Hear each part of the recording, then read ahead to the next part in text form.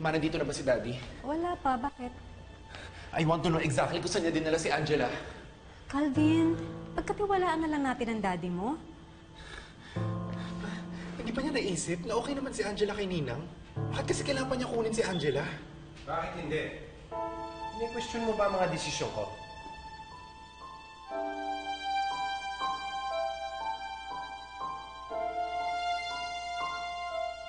I am very sorry, Dr. Medrano, but the decision is final. Hindi lang naman ako nagdedesisyon tungkol sa pangangalaga ni Angela. I understand, Dr. Clavel. Alam ko ang naging basihan ninyo ng desisyon na ito, yung incident na nakalabas si Angela ng bahay ko. Na isang beses lang nangyari. Kaya, I would like a chance sana para maipaliwanag ko naman yung side ko. Hindi natin mababago ang sitwasyon. At hindi rin naman natin may pagkakaila na nagkaroon ng negligence on your part.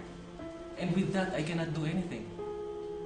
Pinagdududahan mo ba ang kakayahan ko na gamutin si Angela? Hindi naman yun ang ibig sabihin ng anak mo. Pwede ba, Glenda? Hindi ikaw ang kinakausap ko.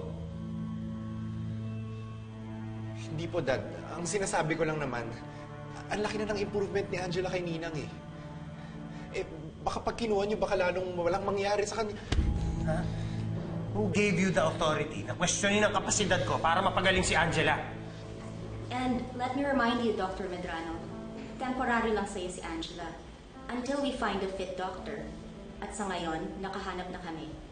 Si Dr. Manahan. I hope he can understand his decision of the department. We're also after the welfare of Angela. Calvin, tandaan mo to, ha? Hindi ako nakikinig sa mga sinasabi ng anak ko. Lalo na kung katulad mo na wala pang napapatunayan. Tama na, tama na. Bitawan mo na si Calvin, please. Kung ano man ang gawin ko sa feral child na yan, wala kang pakialam. Mabuti pa umalis ka na sa harap ko. Mamaya hindi ako makapagpigil, magulpi kita. Calvin, tabi ka na sa kwarto mo. Sige na! Please, please.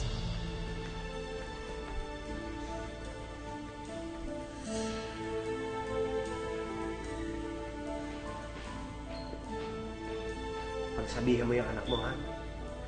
Dahil pag hindi ako nakapagtigil, tatamaan sa akin yan. Yolanda! Yung alak ko!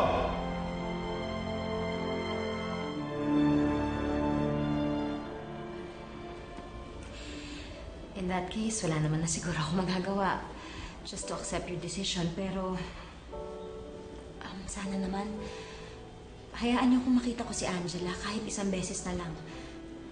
Gusto ko lang ipaintindi sa kanya kung bakit natanggal siya sa pangangalaga ko. I guess you better talk to Dr. Manahan, Tineki. Since siya ang bagong physician ni Angela, he has the sole authority to decide. Okay?